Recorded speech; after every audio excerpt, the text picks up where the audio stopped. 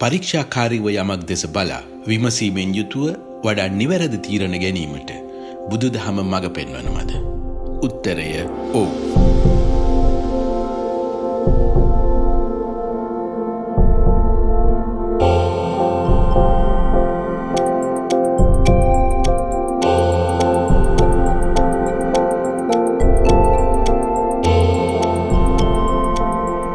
සාමාන්‍යයෙන් මිනිස්සු තීරණ ගන්නා ක්‍රම දෙකක්. එනම් පිලෝතික මාදිලිය සහ ජානුස්සෝනිය මාදිලිය මුලින් හඳුන්වා දීමෙන් පසුවයි බුදුදහමේ තීරණ ගැනීමේ ක්‍රමවේදය අපට හඳුන්වා දෙන්නේ.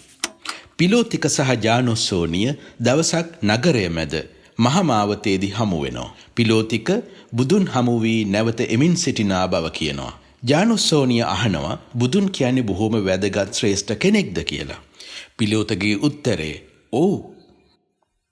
ජානුස්සෝනිය අහනවා කොහොමද ඔයා බුදුන් වැදගත් කෙනෙක් කියලා තීරණය කළේ කියලා. මෙතනදී පිලෝතික දෙන උත්තරේ හරි වැදගත්. එයා කියනවා වාද කිරීමෙහි දක්ෂ කණ්ඩායම් බුදුන් සමග වාද කරන්නට සැලසුම් සකසාගෙන එයාගෙන් අපි මෙහෙම අහමු. එයා මේ උත්තරය දුන්නොත් අපි පෙරලා මේ ප්‍රශ්නය අහමු.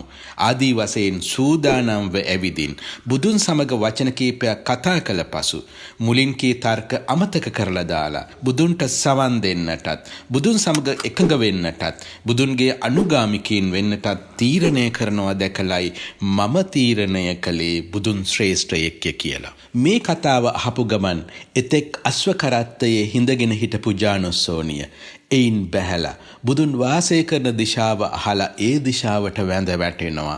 අනේ බුදුන් කෙතරම් ශ්‍රේෂ්ඨ පුද්ගලයෙක්ද කියලා. ලෝකයේ වැඩි දෙනෙක් තීරණ ගන්න මේ ක්‍රම දෙකට. පිලෝතික බුදුන් වහන්සේ උගන්වන දහමක් දැනගෙන නෙවෙයි උන්වහන්සේ ශ්‍රේෂ්ඨයෙක් කියලා තීරණය කරන්නේ.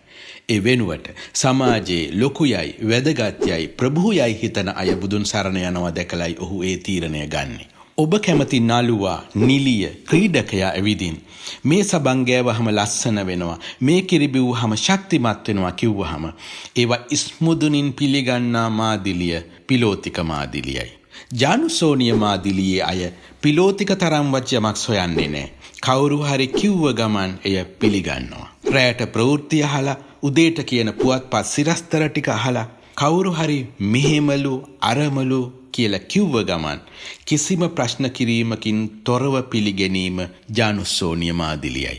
මේ සිදුවීමෙන් පස්සේ ජානුස්සෝනිය බුදුන් හමු වෙලා නගරයේදී පිලෝතික සමග වුණු කතාබහ විස්තර කරනවා. අන්න ඒ වෙලාවේ බුදුන් වහන්සේ ජානුස්සෝනිය මාදිලිය සහ පිලෝතික මාදිලිය යන දෙකම ප්‍රතික්ෂේප කරමින් නිගමනයකට තීරණයකට එළඹෙන බෞද්ධ ක්‍රමවේදයේ විස්තර කරන්නේ කතාවක ස්වරූපයෙන්. කැලයට ඇතුළු වන කෙනෙක් ඇතෙකුගේ විශාල අඩිසලකුණක් දකිනවා. ඒ විශාලත්වය දැක්ක ගමන් එයා තීරණය කරනවා මේ නම් කැලයේ ඉන්න හස්ති රාජයාගේ අඩිසලකුණ විය යුතුයි කියලා.